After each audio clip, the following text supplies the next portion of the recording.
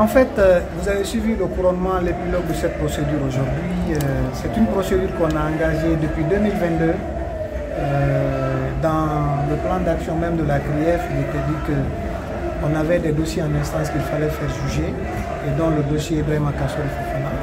Nous avons donc saisi la chambre de l'instruction, et à ce niveau-là, le prévenu Kassori a été suffisamment entendu.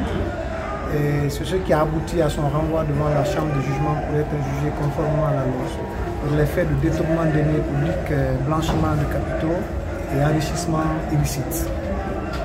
Et après plusieurs jours d'audience, vous avez suivi avec nous aujourd'hui la décision de la chambre de jugement condamnant Ibrahima Kassori Fofana à une peine de 5 ans d'emprisonnement et à une amende de 2 milliards de francs guinéens. Pour nous, c'est un motif de satisfaction parce qu'il a été reconnu coupable de toutes les infractions pour lesquelles nous l'avons poursuivi, notamment le détournement de deniers publics, enrichissement illicite et blanchiment de capitaux. Ce n'est que justice parce que si vous voyez les documents dans lesquels M. Ibrahima Kassori Fofana a fait des signatures, les différents virements bancaires, tout ça, vous comprendrez aisément que la décision de la chambre de jugement est bien fondée.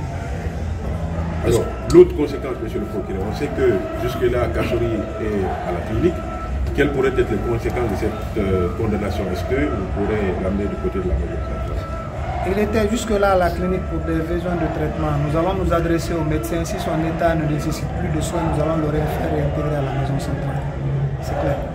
Et si ça nécessite, il avait demandé une évacuation à laquelle le juge avait accédé, même si par la suite vous vous êtes opposé.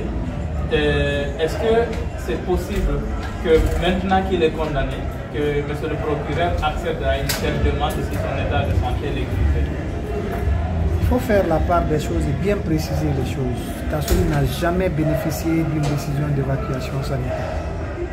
Mais je le réitère, il faut que ce soit clair pour tout le monde. Il n'a jamais bénéficié d'une décision d'évacuation sanitaire. Ah bon. La décision de la chambre était qu'il fallait le placer dans un milieu hospitalier spécialisé. C'est ce qui a été dit. Il n'a jamais, mais jamais été question de son évacuation sanitaire.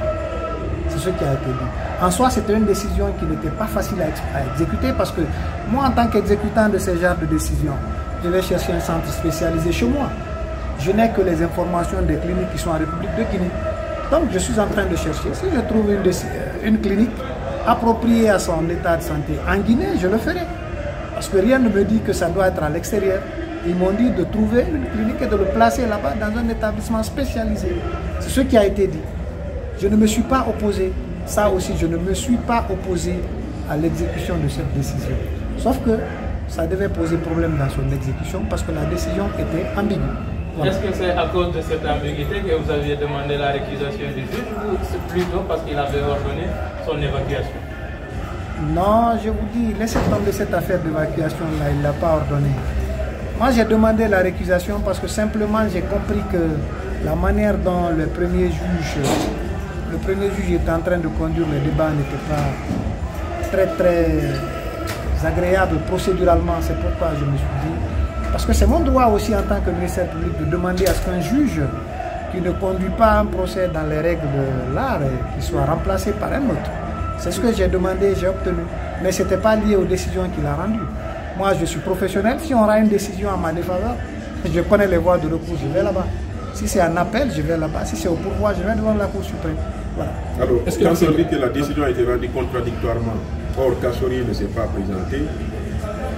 Oui, la décision, le juge a motivé le caractère contradictoire de la décision. Vous savez, un prévenu, quand il est cité régulièrement, doit comparaître.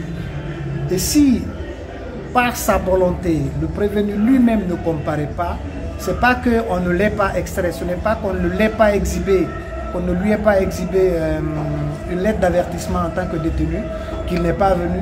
C'est parce que simplement, il a décidé de ne pas venir et la décision à son encontre ne peut être que contradictoire. C'est comme si il était présent parce que sa non-présence est due à son propre fait.